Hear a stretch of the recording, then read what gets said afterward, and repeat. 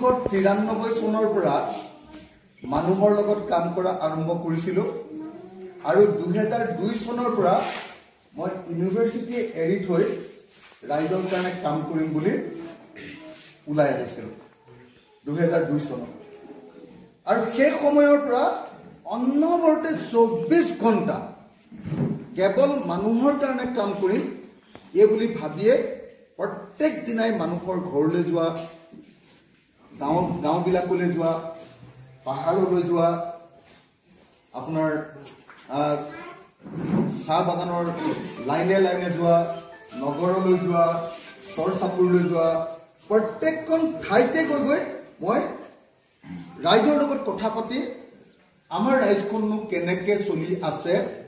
আৰু আমাৰ ৰাইজখন চলাৰ অৱস্থাটো ভাল কৰিবলৈ কি কৰিব লাগিব এই বিষয়ক লৈ মই মানুহৰ লগত কথা বাৰ্তা পাতি কৰিছোঁ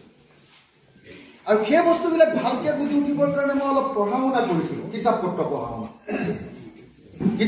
পঢ়া শুনা কৰিবৰ কাৰণে মই আনকি 2 বছৰ গৈ কলিকতাত থাকি কলিকতা নেশ্যনেল লাইব্ৰেৰীত পঢ়া শুনা কৰিছিলোঁ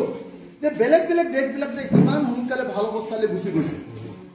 মানুহৰ অৱস্থাবিলাক যে ভাল হৈছে মানুহবিলাকে ধনী হৈছে আমাৰ ইয়াত কিয় এনেকুৱা পৰিস্থিতি হৈ আছে আমাৰ ইয়াৰ মানুহ